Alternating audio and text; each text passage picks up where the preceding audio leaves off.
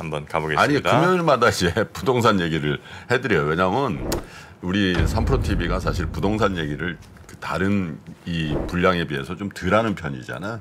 자산시장에 비하면. 왜냐면 이 부동산이라는 거 굉장히 중요한 아세 클래스인데 그래서 이제 주식시장은 거의 매일 뭐 몇 번씩 하는데 그래서 일주일에 한 번 정도는 한 10분 정도만 부동산. 근데 안 할래야 안 할 수가 없는 게 자 헤드라인 한번 줘보세요.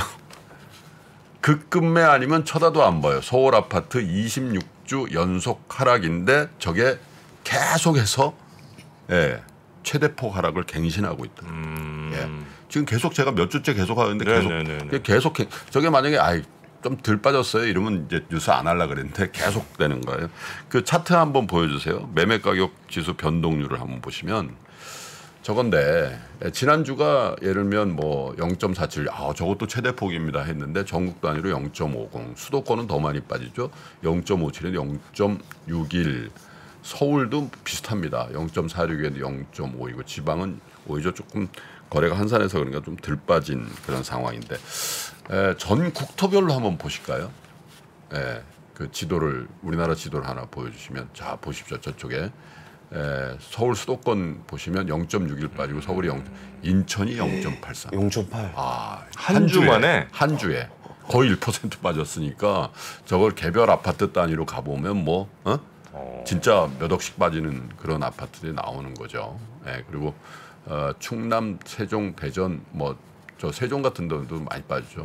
대구 많이 빠지고 있고요. 울산도 그렇고 저렇게 이제 골고루 빠지는데 어쨌든 이른바 그래도 밀집되어 있는 그러니까 저 얘기는 뭐냐면 팔 수 있는 아파트들이 많이 있는 지역에서 급급매가 더 많이 나오고 있다. 이런 상황인 것 같아요. 서울은요. 노원이 0.88이 빠졌어요. 그런데 이제 아시는 것처럼 이게 작년에 9.83%가 올라서 노원이 가장 많이 오른 지역이거든요. 서울 지역에서. 근데 이 매수자 중에 2030 세대의 비율이 노원의 경우에 작년 한 해 동안 49.3%라는 거예요. 그래서 이 얘기는 사실 자본이 많이 축적돼 있지 않은 젊은 세대. 그러니까 이게 영끌 수요가 가장 많이 몰렸던 지역을 이제 노원으로 하는데 올 한 해 노원구의 누적 하락률이 7.17입니다. 그러니까 작년에 9.83 올랐고 올해 7.17이니까 사실은 작년 한 해 동안 오른 거에 비하면 덜 빠진 거긴 사실인데 아마 아파트 단지별로는 어쩌면 더 빠지는 아파트들이 나오지 않을까 이런 생각이 들고요. 그래서 뭐 대체로 보면 창동, 쌍문동 대단지 위주로 여기도 도봉구 아닙니까? 여기도 0.83 미아 수유동 중심으로 돼 있는 강북구 0.74 이렇게 노도강이라는데 이렇게 많이 빠져 있고요. 그 다음에 이제 강남권에서 잠실, 문정, 가락동 주요 대단지에서 많이 내려서 송파구 강남에서는 송파구 계속 최대 하락폭 보이는 것 같아요. 0.57이 빠졌고 강동구도 0.55 이렇게 빠져. 경기도에서는 광명시가요 드디어 1.11% 한 주에. 광명시도 제일 많이 오른 데 중에 부천이 1.04, 안양 동안구가 1.02, 양주가 1.02. 그러니까 수도권의 아파트 밀집 지역의 하락세가 굉장히 크게 나타나고 있는 상황이죠. 인천 서구 0.96, 중구 0.5 비슷합니다. 근데 이제 특이한 거는 전세 가격이 더 많이 빠지는 모습이 나와요. 전세 가격 그 차트도 하나 보여주시면요. 저겁니다. 지난주에 0.53 전국이 0.59 낙폭이 더 심해지고 있죠. 그래서 지금 1년 전하고 완전히 다르죠. 집주인들이 그냥 좀 사라지지만 임대차 보호법 해가지고 4%밖에 못 올린다 이런 게 없어졌어요. 그래서 이제 오히려 돈을 좀 보태드릴 테니까 그냥 살아달라고 하는 그런 일들이 많이 벌어진다. 수도권 0.81 이렇게 돼 있고 서울도 0.73. 저 최근에 들었던 얘기는 세입자가 이게 지금 전세를 빼고 바로 옆집으로 이사를 가면 전세값이 훨씬 싸대요. 그렇죠. 그래가지고 세입자가 이렇게 나가겠다라고 얘기하면 이제 집주인이 아니 세입자만 나가고 싶을 때 나갈 수 있는 권리가 있냐? 집주인도 2년 동안 안정적으로 해야지. 그랬더니 법적으로 보면 그런 게 없잖아요. 집주인 보호법이 필요한 거 아니냐? 그것 때문에 좀 싸웠다는 사람의 이야기를 얼마 전에 근데 들었습니다. 이제 요걸 하나 읽어드릴게요. 다른 신문에서 이제 발췌한 건데 세입자분 전세대출 이자를 우리가 내드리기로 하고 계약 갱신하는데 성공했습니다. 이거예요.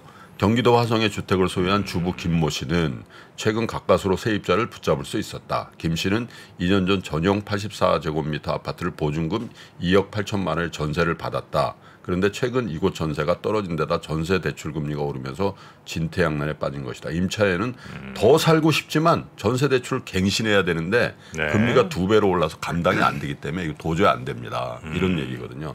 결국 뭐냐? 금리가 이렇게 된대요.